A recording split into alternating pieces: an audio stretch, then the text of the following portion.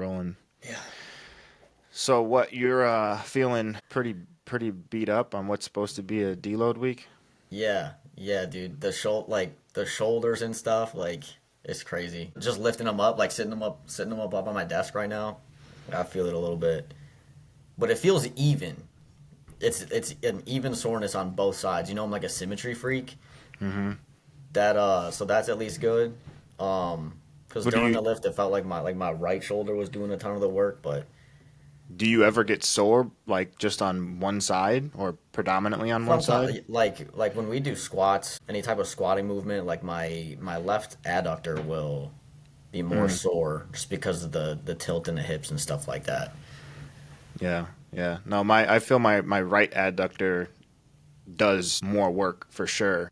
I think that's where like having like some unilateral stuff in the mix can be useful because when you're doing the bilateral work, you probably, no matter how much you try to focus on it, you're going to be favoring one side more than the other. As much as you try not to do that or you think about it, you're going to be favoring one side more than the other, especially if you've got some sort of like an injury or like pain present. You know what I mean? Right, just overcompensations. Right? Because you don't want to load that side up because you don't want to feel that pain. So as much as you try to stay even, you're not. You know. It's interesting because like we blast everything.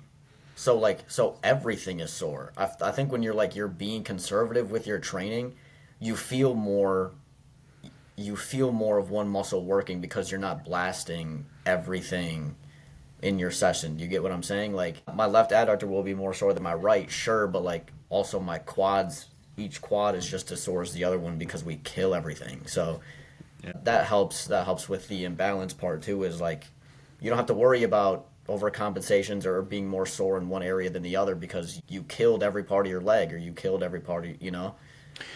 I think too, like getting caught up in the weeds. Like I think, you see, it's tricky because you don't want to ignore like asymmetries and imbalances, especially if they're like glaring. You know what I mean? Yeah. But we're not perfectly symmetrical beings. Like each of your limbs, you know, your right arm and your left arm, they're probably not exactly the same length. You know what I mean? Right. Like there's probably just there's minor differences that lead to just completely normal asymmetries. So I think to get completely hung up on that, like, you know, if you even look at any of the guys on the Olympia stage and you really start picking apart their bodies, like you're going to see like one lat maybe flares out a little bit more than the other, one bicep's a little bit more peaky. Like that shit's just it's just comes with the territory. You know what I mean? But so you had messaged me and you were saying that you were like having a hard time getting to sleep just because you're feeling like a little like you're feeling pretty sore. Yeah, earlier after our leg day, it was 100% like the soreness. Like I just could not like relax, I feel like. Kind of just up and tossing and turning and stuff, but then I'm wondering if it's not even that because it'll come bedtime and I'll lay down or I'll at least feel like I'm tired and then I'm just not able to fall asleep. I don't know. And Well, I remember like before we were training or whatever, like I had a similar issue and it was like cut out the caffeine and then like that solved it. And so I haven't been drinking any caffeine, pretty much since then. And the sleep is slipping again. So I mean, you could think about it like this though, right? Like caffeine, you know, it kind of it's a stimulant, right? And it gets that fight or flight going. You know what I mean? It gets the adrenaline pumping, it gets your heart rate up, right? It's stimulatory in nature. Like training is kind of the same way where you know, we are now training, or at least I am now training. You've been training around that 7 p.m. mark. That's kind of your time, yeah, right?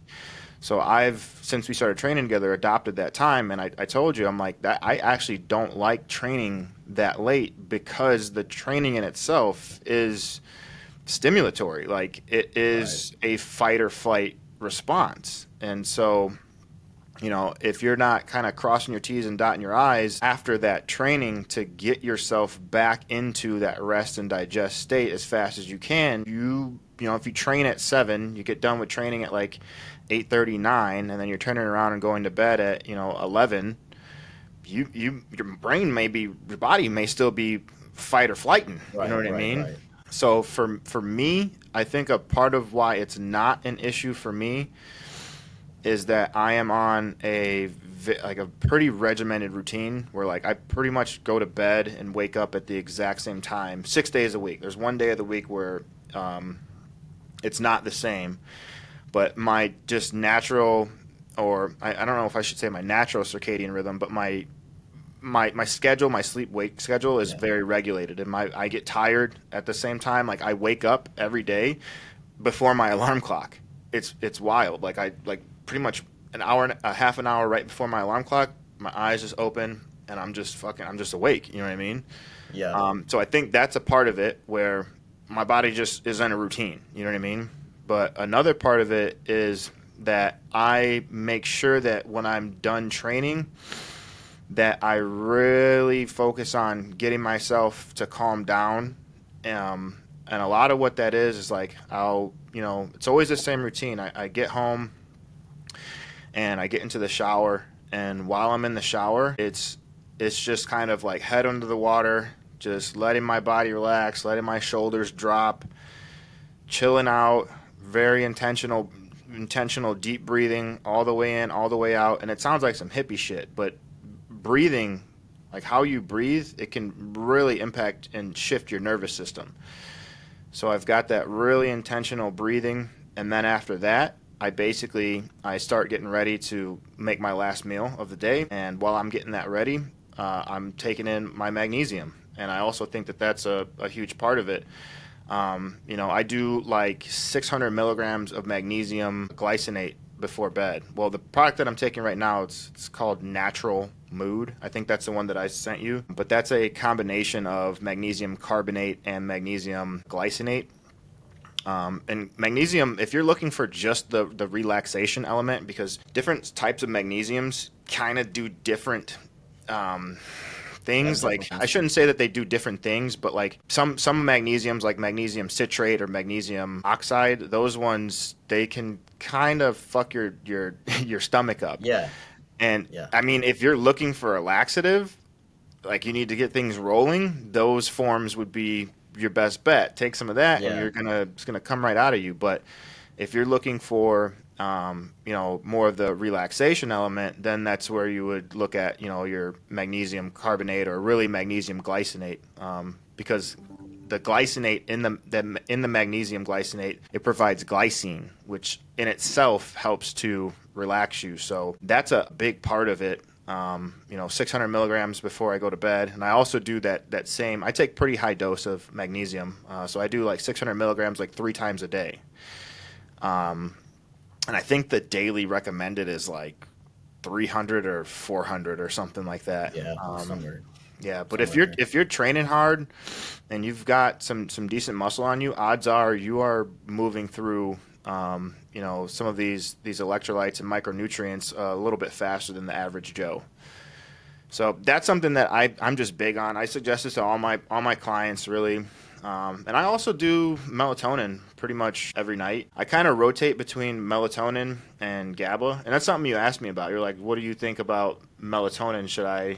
Yeah. Yeah. You almost asked about it like you thought it was bullshit. No, so there was a while where I was taking it every night, but Mm.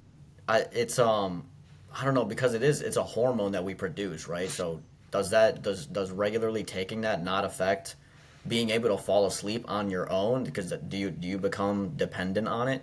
And I would notice whenever I would stop taking it, I don't know if it was a mental thing, but it was like my sleep wasn't the same. And so it's like, okay, well, is it, I know something works and I know that I can sleep well on it. Do I keep taking it? Or that, you can see it's causing an issue in being able to fall asleep without it. So it's like, do you worry about that or do you just worry about getting to sleep? Yeah, I mean, so I'm not sure actually off the top of my head, because we do produce it endogenously, right? Like that's what kind of regulates our sleep wake cycle Yeah. is that melatonin production. And so that tends to get dysregulated. Like even like blue light before bed can fuck that up. Not getting sunlight in the morning can mess that cycle up. I don't know if taking melatonin exogenously blunts like your own production in the same way that say taking testosterone Right. would blunt your own natural production. I am not sure. So I'd have to kind of look into that, but I would just say like I think I don't know if you're having a hard time sleeping, period. Like my first thing is always like I'm going through this with a couple people right now. It's like look at the lifestyle factors. Like look at like are you the simple shit? Like are you Yeah. going to bed at the same time every day? Like are you on your phone like doing work like high stress shit right before you go to bed? You know, if you're not kind of covering some of those bases, like get that dialed in first. And then if you get those things dialed in and you're still at a place where you're not having great sleep, then it's like, okay, well, let's go ahead and throw something at it, some Yeah. melatonin at it, and you know, just see what happens because you know, sleep is the foundation of everything. So it's if your sleep's messed up, you know, and I don't think that there's any sort of like legitimate physical dependency to the point where like if um, you know, like say like with testosterone, like if you take testosterone, your body's going to stop its own natural production of it, Right. and there's going to be a lag period. So if you stop taking that exogenous testosterone, there's going to be a lag period before your body starts making its own again. I don't think that lag period is present with melatonin. So I don't think that that sort of dependency is gonna be there. Right. I think what it can boil down to is like a psychological dependency rather than like a physical one. Right. So with that being said, I think it's probably just a good idea to use it as a tool more than anything Right. than as a The main rule. driver. Right. I think it's probably a good idea to pull it out every now and again and just kind of see, you know, where you're at with it. But yeah, that's just kind of that's you know that's what I threw at you. Like, hey, if you're having a hard time getting to sleep, maybe you know grab some magnesium because that's easy, right? Make sure you're Yeah. going to bed at the same time, and just try to be really intentional about calming the fuck down after you get done um, training. And I would be willing to bet that you've been training at 7, and now you're kind of having some of these like sleep problems, right? You're training harder now, like Yeah. you know what I Yeah. Like mean? Like definitely. Yeah. you're overall like the you know, even if like your inset intensity is the same, the pace at which you are training now Yeah. is faster. The And total. so, It's like the total output. The total. It's like it's night and day. Honestly. yeah. Because it's basically like you go, I go. You know what I Right. mean? Um, and in this last week, interesting, like just, you know, we're not following, we have a kind of framework, you know, like for arms, there's like 3 bicep movements, 3 tricep movements, there's you know, a lateral raise. That's the sort of framework we follow, but like in terms of like you know the reps in each set, like Yeah. that can vary. Like this past week, we basically on everything done, you know, like 15 reps until you can't get 15 reps, and then on that after that set you can't get 15 reps, maybe there's some sort of an intensifier, you know. Yeah. Um, and I kind of like that setup. I like it a lot. It's a lot. It's a lot more enjoyable going from trying to have everything so perfectly mapped out, and then just kind of just almost winging it. But yeah, like still operating under that framework. It's a lot more enjoyable. The movements don't get just like redundant. So yeah, I like that style a lot more than. I mean, you were doing my programming before. That was still like fun, but it's fun to just have fun in the gym no, more so I'm than everything I'm turns into a chore if it's too programmy. yeah, no, I'm on the same boat, and I think that's where it gets tricky, like when you're working with clients, because if I feel like if you don't have a certain like experience level, it's really easy to like it just completely fucking mutates into something that it just is not supposed to be. Like you don't have any framework now, like shit's all over the place, like you know Yeah, what I mean? Like it can be really yeah, easy to just be, and then it's hard to, you know, measure progress, you know what I mean? And that's kind of what the beauty of the logbook is that it's not automatic that if your weight goes up, like a weight you're lifting goes up, you're gaining muscle. It's like it's a proxy. It's an indicator. You know what I mean? So when you just kind of throw all that to the wind, you're left with just your intuition and your experience and your feel. And if you don't have a lot of experience behind those things, you're not really going to know where you're at. You know what I Yeah, for mean? sure.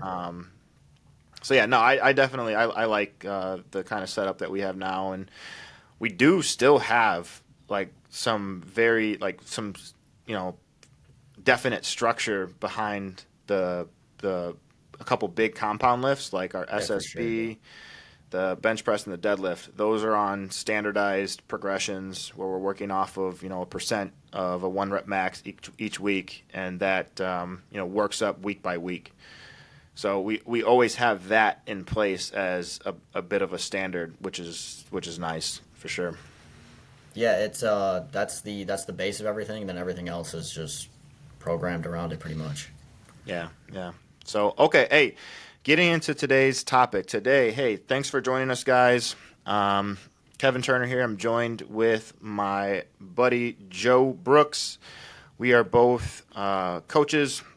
If you're interested in coaching, you can find our information down below in the description. And today we are going to talk about diets. What's the best diet of them all? Who's the king on the hill? Yes, sir. So what has, and I guess we could talk about diet structures too, which I think we already kind of went into a little bit. But do you have much experience with messing around with like different diets? Because we've got keto, we've got carnivore, we've got high Yeah, carb, low carb, vegetarian, yeah, paleo. yeah, Fuck, I mean carb cycling. yeah. Yeah. No, there's so many. There's like new diets coming out every day, I guess. But I've really only experimented, I guess, with like plant-based, like vegetarian, vegan. But that was when I was having like digestion issues towards the beginning of like working with you. Honestly, it wasn't super long. It was a couple months just because I was trying to figure out what was going on. I've done carnivore for a little bit. Like it was cool, but I guess I've always tried to keep it like just whole foods really. And like I'm sure there's a name for whole food diet too, and it's like the animal based diet or whatever it is. And I think that's just the way that people need to be eating in general, unless there's some type of health condition or something going on. But I've always just tried to keep it whole foods, lean meats, veggies, fruits, all that stuff. Little processed stuff, but that's really Yeah, all. yeah. I mean, I've pretty much tried it all. When I was first getting into like getting in shape, I was just like running at the time. I had a stint of being a vegetarian, so I was just like eating bunch of salads essentially. Yeah, yeah. And Eating I like a think I rabbit.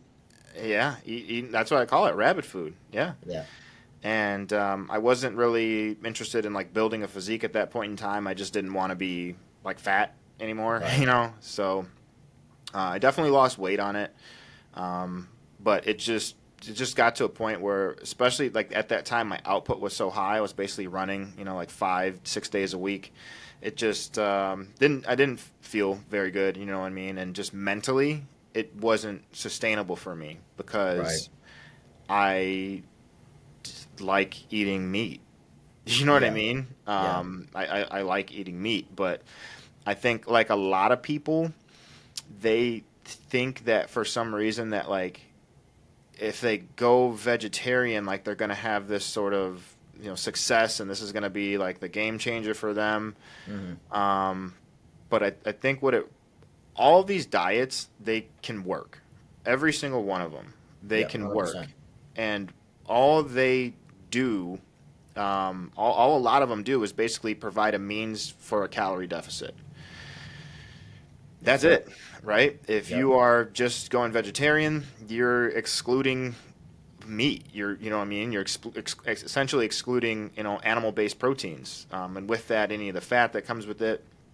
If you're going keto or carnivore, you're excluding carbohydrates, and so it becomes a little bit easier to eat in a calorie deficit. For sure. But that's one thing that I just try to explain to clients. Like, it all works. You know what I mean? And I'm not married to any one sort of diet, right? That I use with clients in particular. I'll do whatever I think is gonna work, or if they want to try something, hey, we can give it a shot.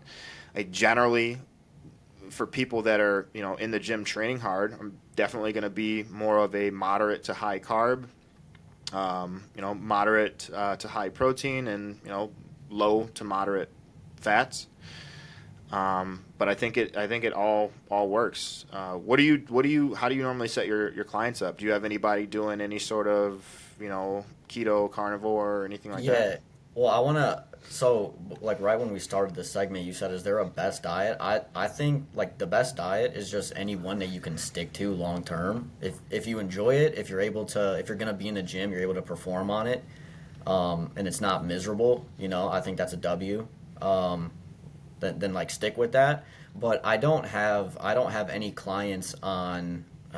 I'm not running any clients on a keto based diet. It's all just we're keeping whole foods in there. I find that when anything is super restrictive, like specifically low carb, I get asked about low carb a lot. I think that makes them want carbs more, and just because in their head they're thinking like, oh, I cannot have this, I can't do this, sugar's bad or carbs are bad, carbs make you fat. It Yeah. literally makes them think about it more. Hmm. And so I think just any diet where you're able to have your lean meats, you're able to have your veggies, your fruits, your carbs, and it's all, if you're trying to lose weight, you're in that deficit still, cool. I think that's the best way to go about it. But like I said, if someone is able to hit their goals and perform in a gym off a keto diet or a vegetarian diet, then by all means go crazy. But personally, I don't have any of my clients on anything super restrictive. Okay. Yeah. Trying to think. Because I know you fast, and I think you posted something not too long ago about like doing a 24-hour fast. Hmm. Yeah. I What? Yeah. What's your like? What was your purpose for doing that? I guess, and then like, how are you feeling any differences in the gym? When doing that, are you even training while you're fasting? Are you doing that on rest days? Like, what's been your takeaway for that? So I'm today. I'm fasted. On my rest days, I fast. Um, Okay. and I am very familiar with intermittent fasting and even like extended fasts. I've done a couple like 48-hour fasts. So I'm in a part of what's really interesting about it to me is just the psychology. Yeah. I just want to not put food in my mouth for a day and just see the psychology behind it and just see kind of what what my thought patterns are. And Right. it's interesting. It's like you said about like restricting carbs, like when you don't eat a certain thing or you're not allowed to eat a certain thing, it can be really easy to hyper fixate on it. Right. But I think that also the more time you spend in that state, the easier it becomes to navigate. Um, but kind of getting back to what I was talking about. So the first time, one of the first times I ever really got in really good shape. Honestly, like the first couple years, I did intermittent fasting for a few years. I bulked intermittent fasting. I cut intermittent fasting for a couple years. So I was super familiar with it. And during that time, I was actually working a high labor job. Like I'm delivering materials to job sites for heating and air conditioning. So they're building out the houses. I'm in a box truck, driving a box truck around to the different build sites, and I'm dropping off these, heavy ass bundles of duct and piping and fittings and all these boxes, entire truckloads, Mm. so that they can build these houses. And I am, I'm waking up at like 6 o'clock in the morning. I don't know. It was early. It was like 6 o'clock in the morning, and I'm working until 4 o'clock in the evening, or 3 or 4 o'clock in the evening, and I'm fasted. And I would literally right after that, boom, without a hesitation, I'd get home, change my shit, and go right to the gym. For me, it wasn't. wasn't a huge thing, but I also wasn't as strong as I am now, at that point in time. So, I mean, I think that it's just, fasting can be beneficial, for you to kind of have a better relationship with food and know that, like, hey, I got these hunger signals and it's okay. I'm not going to die Right. if I don't eat. But do I think that it's anything that is magical for fat loss, or that is going to massively improve your longevity through, what is it, autophagy? Yep. Yep. That's not, you know what I mean? That's not why, I fast anymore. At this point in time, I simply fast, kind of to give my digestive system a break, but really because I have noticed the cognitive benefits of fasting. When I don't eat, I am sharp as a razor. So I'm super productive, I'm crystal clear mentally, and I also don't have to take the time to make a meal or Right. eat a meal. You know what I mean? I make all my meals pretty much fresh. So, you're looking at however long it takes to make the meal, and then you're looking at however long it takes to eat the meal. So, you're adding that up across a day for, 4, 5, 6 meals, and you're looking at a pretty decent chunk of time. You know what I mean? Yeah. So deleting some of that and just focusing on just, hey, I don't have to eat right now. I just got to stay hydrated. I just got to work. That's just kind of where I'm at with it right now. Um, but also on the days that I do fast. So for instance, say my rest day is 3,000 calories. That's about what it is right now. So say that I consume, like I fast that day and I end up getting in, 2,000 calories, right? Because you can only eat so much in one sitting, right? Right. I will roll that extra 1,000 calories that I missed into the next training day so that my weekly calorie average is still the same and I am Yeah. still on average in a surplus, for the week, right? And that's something I'm messing around with another client right now. But I don't think it's, I don't think it's like revolutionary. I don't think you're gonna have like some crazy fat loss or anything like that. Really, mostly the fasting for me right now is just a lifestyle thing, and I, I I think enjoy doing it. I think you talking about rolling the calories over is something that like not a lot of people realize that like they can do. I think when It's people trick. they get so caught up in like all like I'm just saying like the general person who's maybe not in the gym as much as someone who's in the gym regularly is, um, they're so caught up in like I don't know, just being so exact on the numbers and like I can't do this. They're super like boxed in. But like if you do take a broader look at like your week and like this is what my calorie these are what my calories are supposed to be for this day, missed a couple meals, whatever, roll it over, you're still at the same number of calories total for the week if you look at it like that. And so even if you technically, like you said, if you roll over 1,000 calories for one day, but you're trying to stay at 2,000, but you were 1,000 short the day before, you're still at the same number of calories. You're still gonna either drop or gain weight the exact same because the calories are still the exact same in those 2 days. Right, and that's something that I think, I try to kind of, teach my clients in a way, is that, like, just because you had one day where you missed cardio, right? Like, so say you were supposed to do 30 minutes of cardio, 7 days a week, and you missed Monday, right? Do something about it. Okay, so you've Right. got 30 minutes of cardio, 7 days a week. That's 210 minutes across the entire week, right? Hmm. So you missed Monday. So now maybe instead of, Tuesday, Wednesday, and Thursday being the 30 minutes they're supposed to be, now maybe those are all 40 minutes. And now you've just gotten back on track. And because you've done 10 extra, 10 extra, 10 extra, that's the 30 that you missed Hmm. from Monday. And so now your average or your total, cardio for the week is still equated. You can do that same thing for steps. you can do Right. that same thing for food. So our bodies, it's not just like we have our days and our weeks kind of like, we have our days in like a 24-hour day. So it seems like it's just a hard stop and a hard, hard start and hard stop. But like the process of, burning fat or building muscle, it's just constantly happening all the time. It's so Yeah. you know what I mean? So if you have something that happens where you have to adjust course or you miss a cardio or you end up under eating or overeating, hey, why don't you try to adjust course in the next couple days Right. and get back on track and zoom out and look at things on that week view or on that average for that week view. Now, I will say that gets tricky.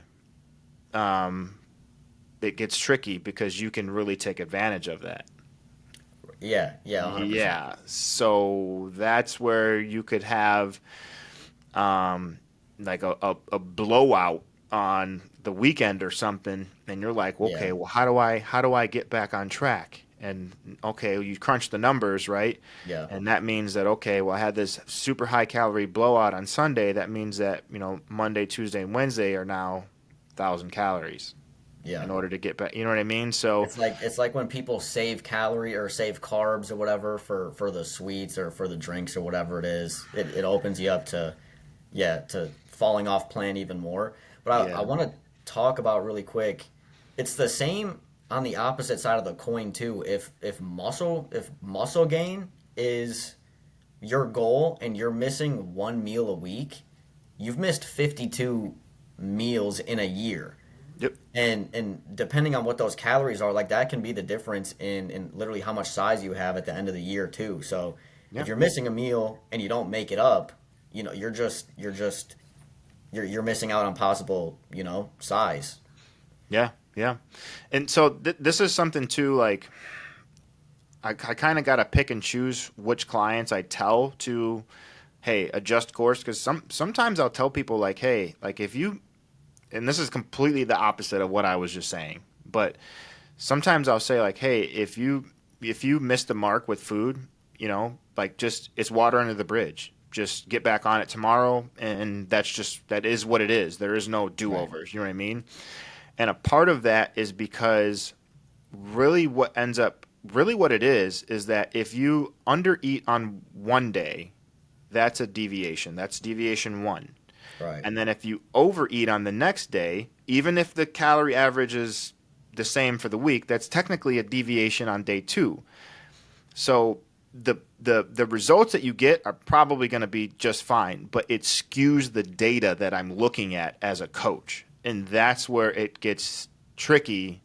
Um, and that's where I kind of tell people like this is just I want to build you up. I want to build up your skill set for like when things do go wrong, Right. not as a tool for you to fucking rig the system and Right. Right. bastardize what I'm giving you. You know what I mean? Yeah. Because it can get there and people will test their limits with it. So you just got to be honest with yourself. Like if something that happens that's out of your control, where you got a flat tire or you got called into work or something like that, then or you dropped your food on the floor or Yeah. you got sick or something like that, yeah, that's when you use this skill set. But if you were just lazy and you just didn't feel like doing cardio, like that's like you got to get it. You know what I mean? Like you Yeah. use it Yeah. when Yeah. you're supposed to use it. You know what I mean? Kind Yeah, of for thing. sure. Yeah, that's literally that's a big point in just having a coach anyways is to develop those skills for when you have to adjust on the fly. Yeah, So, yeah.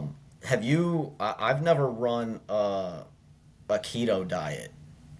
How do you feel about that? What are your opinions? Is being in ketosis as miserable as they make it seem? Keto flu, all that fun stuff.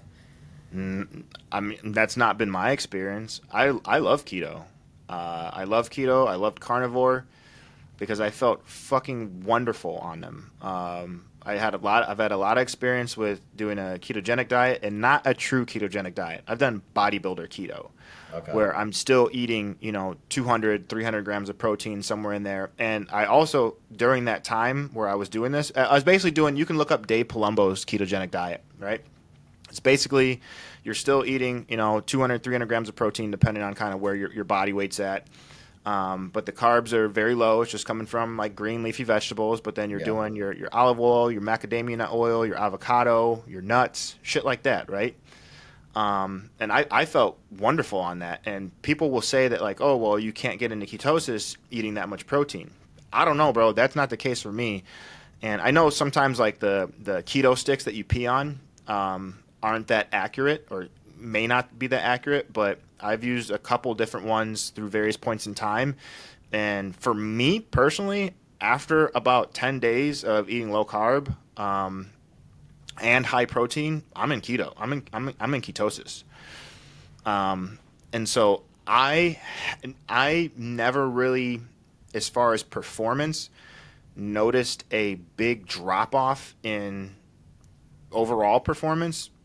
Like I guess I should say in my strength, but what I did notice is a drop off in like how many reps I could get with that same weight. Okay. So, I might go from, benching 315 for 10 to 315 for 7 or something like that, Right. right? It seems like the lactic acid and that burn and just I hit the wall a lot faster. Um, but that's just me. I think there's also a big psychological component to food, Yeah. where I've seen a lot of big guys that when the second that their food gets dropped, like I'm talking like 200, 300 calories, they're like, oh, I'm weaker in the gym. Like, bitch, no, you're not. Yeah. No, you're not. You saw the drop, so you're You saw expecting the to be. drop Yeah. and you're expecting it. Where Yeah. my mindset has always been, I don't give a fuck what the food's doing. I'm gonna go in here and I'm gonna kill it. I'm gonna Yeah. be strong despite whatever is going on, and that's just how it's always played out for me. So I think there's a big psychological component to it. But I think that for sure, like carbs play a huge role. Like Yeah. Absolutely. they play a huge role. So I think that if you're looking at just like pure top end, like you're probably gonna lose something going over to doing a low carb diet for sure. But is it going to be like this crazy dramatic drop off where you just lose? No, it's just not been my experience. Now, carnivore, I did around when the lockdowns happened. Okay. I did carnivore during that time for a few months, and man, I felt freaking great. Like, so I kind of struggle with like a lot of people with like anxiety and just, and so that is what I noticed when I was on carnivore is that like I just didn't really seem to have any anxiousness, didn't have to seem any anxiety. My mood was just like uplifted. My energy was super stable throughout the day. Um, Only thing with that is I wasn't really training regularly at that point in time because of Hmm. like the lockdowns. Like I had gym access. We started to build out a home gym. I worked at it. I work at a gym, so I had gym access, but it wasn't the consistent training, so I don't really have a good gauge on that. But I do know just like cognitively, it was great. You know what I mean? It was great for me.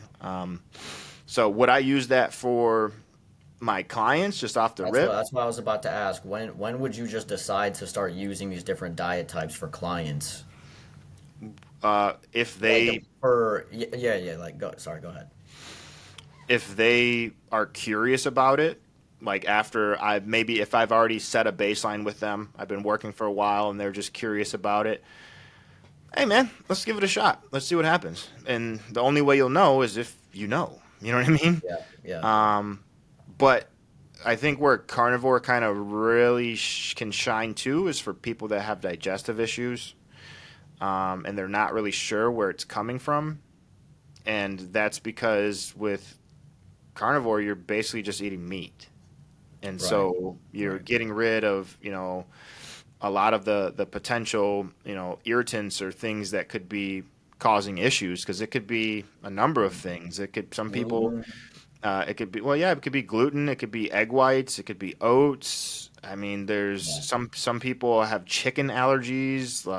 There's all sorts of, Yeah, different just things issues that that'll come up. Yeah. yeah, so if somebody's having some sort of, digestive issue week on week, and I've started pulling out the common offenders, which I would, first I'm looking at like, well, hey, what, are you eating any high FODMAP veggies? Yeah, okay, well, get those out. And then it's like, all right, well, start paying attention to when you're having these issues, whether you're having, rapid bowel movement, gas, bloating, whatever. Oh, you're having it after meal one, and you got some oats and egg whites in there. All right, we'll pull the oats out. You know what I mean? Oh, you still having it? All right, we'll pull the egg whites out. So you start going down this kind of just systematic process of deduction, just pulling these things out. And if you get if I get past that, then it's like, all right, man, maybe we just try to clean slate here, and we just get you down to just eating like just red meat, and just And clean just strip slate. everything else away. Yeah, and then okay, now we got you back into a better spot. Now is kind of where the fun starts, and not really the fun, but now you can start systematically adding food back in. So maybe you start throwing some fruit in, right? And you ride that for a week or two, no issues. Okay, now maybe you throw some white rice in, no issues. Okay, now maybe you throw some oats back in, up feeling a little bloaty, a little gassy. All right, well, shit, maybe oats don't agree with you, right? So I think it can be really useful in that case, but it's not something that I throw at clients as a means of like a fat loss tool. It's for reasons aside from that. You know what I mean? Gotcha. Okay. I mean, yeah, because that's one of the I think when I hear it be talked about and stuff, it is just like um, the weight loss thing. But also when people, it's common for people to come to me and like they'll tell me like their successes on certain diets, and they don't necessarily know like for example, if they do carnivore, and they're cutting out all of their carbs and they dropped however many pounds in a week, they think that they just lost body fat, but cutting out Yeah. the carbs means you're going to be lighter because you're holding on to less water too. So it's like some people they just see the number Yeah. on the scale change, and it's not they're not losing what they think, and then the second that they introduce carbs back in, it just comes back. But I think Yeah. there's a Yeah. difference between like using these as a way to just see the scale change and like actually losing quality weight too, if that was the goal. My mom is one of those people where she's just like absolutely convinced that she cannot lose weight eating carbs. Yeah, And yeah, I'm like, Mom, unless you're a fucking alien, like you can. right. She just has it in her head. She has this association with not eating carbs, and because she's seen is that when she stops eating carbs, that she has this sudden drop in weight, and Right. what that is the water retention that you're talking about, because every gram of carbohydrate you consume comes, will hold like 3 or 4 grams of water or something like that. So she, in her mind, it's like, okay, well, I stopped eating carbs, and then boom, I lost this weight, right? Where that doesn't happen if you just drop your carbs down a little bit. You know what I mean? Right. So yeah, no, it's definitely something, and it's hard to kind of break people of that. A It hundred really percent. is. But like, you can absolutely lose body fat while eating carbs. It all just comes back to that sort of energy balance, and just making Yeah. sure that you are in a caloric deficit. Yeah. Those same people that will go into the extremes and go into that, the low carb to get that big drop in weight. They're the same people that can't sustain it and then blow back Yeah. up. Yeah. And it's like, okay, well, low carb's the only thing that's ever worked for me. But has it worked Right. for Right. you, or Right. did it work for you for a week or two and then you Yeah. quit because you were miserable? You know what I mean? It's like Yeah, you no, kind of can't blame them either because like, I think it's really easy. There's a million contrary things when it comes to diet and working out and stuff. And so I can see why if you don't know that beforehand, why you would think you're cutting out carbs equals weight loss right away. those would be the people that don't understand that right off the bat. And sometimes it'll take them years to realize that too, that it's like, um, just that pretty much. Um, I mean, yeah, I don't know. It's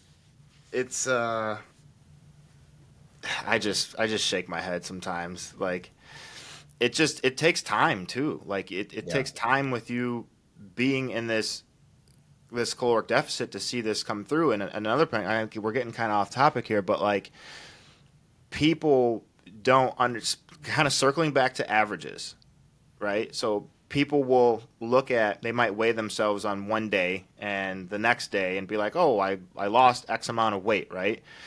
You got to look at it on averages. You got to look at your weight across averages. You know what I mean? And people say, well, how do you calculate a deficit, right? How do you calculate your maintenance calories, or how do I know if I'm eating in a deficit? It's super simple, right? So, as a just general diet setup, this is what I do for all my clients. Their body weight, your body weight times 14. Okay? That will give you about your maintenance calories, or the calories required to stay the same amount of weight that you currently are. Okay.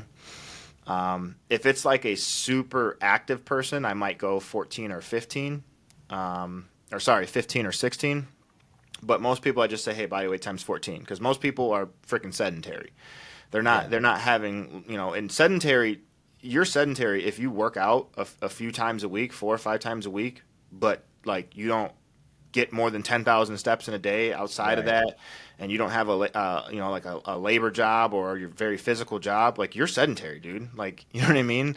Yeah. So body weight times 14, and I say, okay, well, let's eat that for a week. Eat it for a week, 10 days, right? And we just kind of track your average weight and we look at what it does.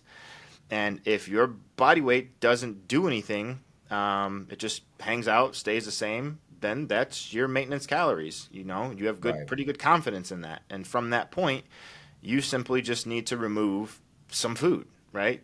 200, Yeah. 300, 400, 500 calories. You pull that off, and you should start seeing your weight going down.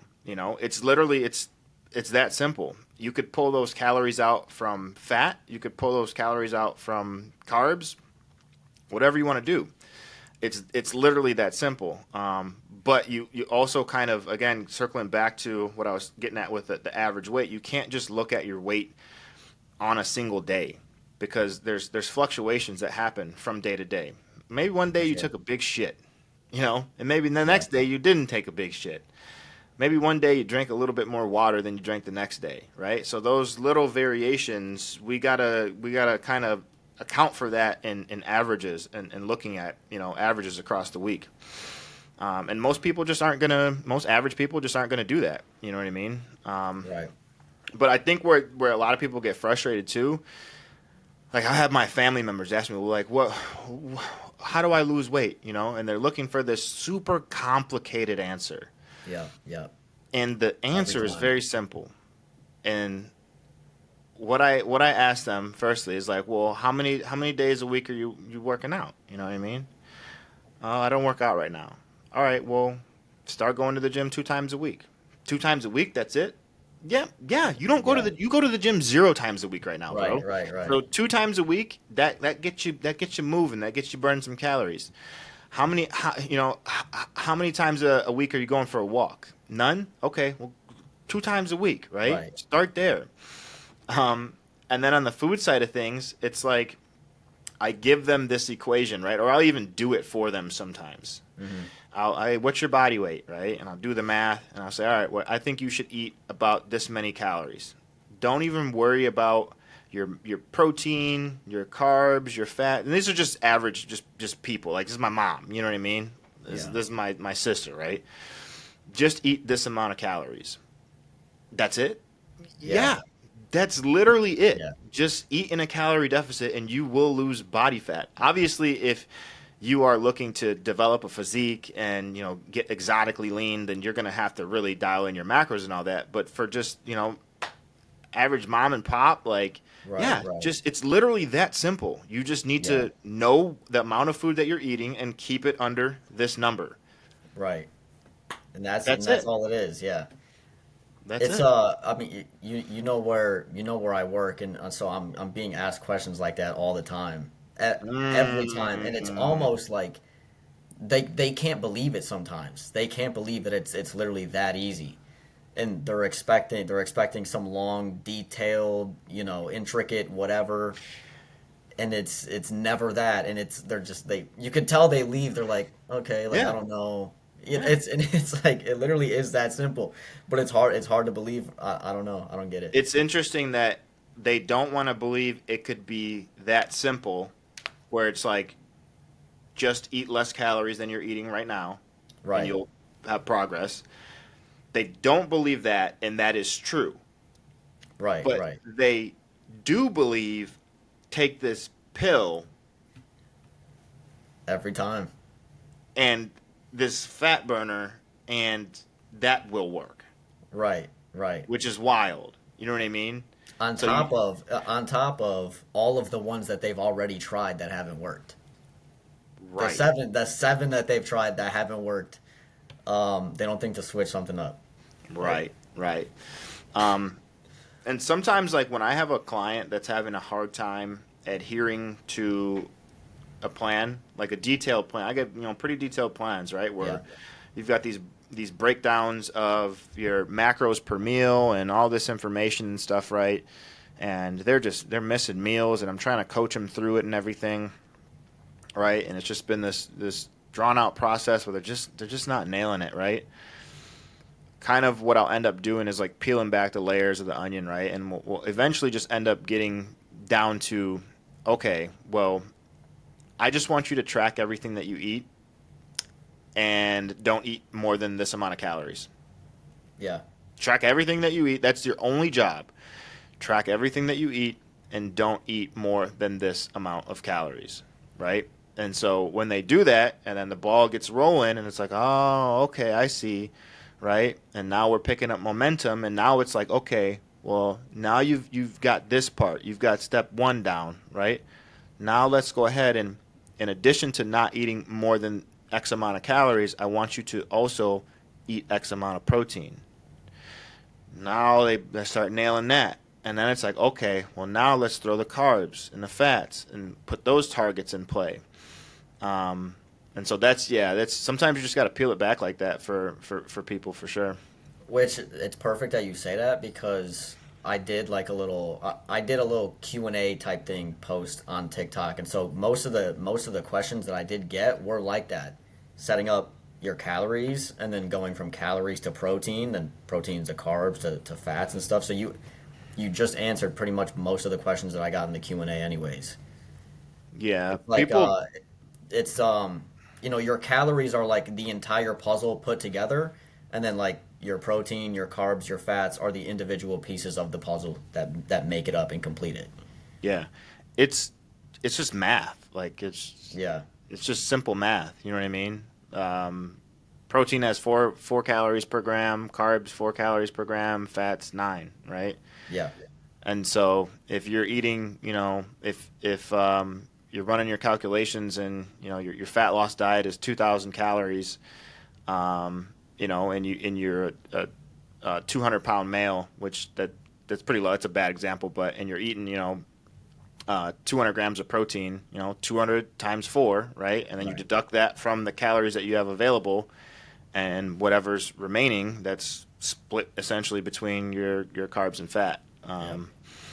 That could be a good one too, because that's a lot of people. Like I just had one of my clients who's he's a personal trainer. He doesn't really do like diet stuff, but he's like, well, how do you set up a diet? Like how do you know how to do it? And it's just super simple math, and you Yeah. won't actually know if the you won't actually know if it's spot on until you run it with Right. consistency, Right. because any macro calculator or maintenance calculator or calorie calculator or whatever that you look up online, it's all just an estimate. And the Yeah. only way that you actually know if it's accurate for you is to you run those numbers consistently and see what happens in the real world.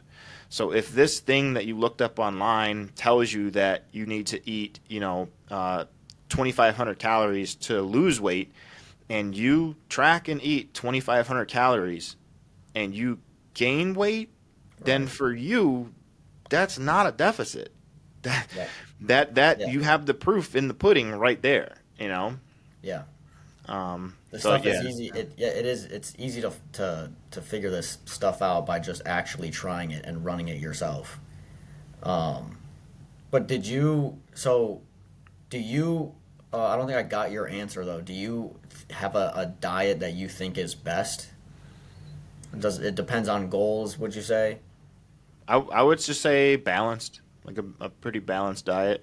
Yeah. Um, kind of if you're looking at that pie chart, everything kind of split up fairly equally with maybe, again, it just comes down to like for most people, it's going to be, moderate to high protein, moderate carbs to high carbs, low Yeah. to moderate fats. I think is where a lot of people can do really well, and especially like with the food selection, that you can incorporate. I think when you start getting to the extreme ends of the spectrums on any of the macronutrients, then you start kind of,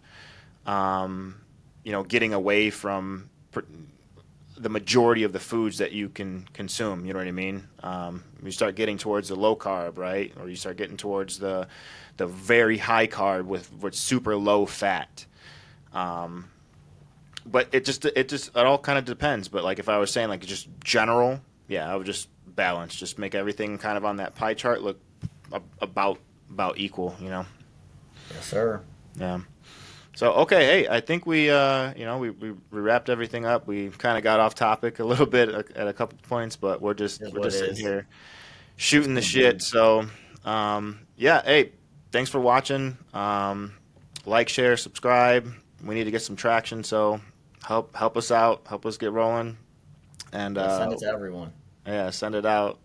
What do they say? What do the young kids say? Spam Oh the. yeah, yeah. I mean, yeah. They say, yeah, yeah, yeah. Spam everything. Blow it up. I don't know. All right, yeah. All right, guys. We'll catch you on the next one. Appreciate you guys.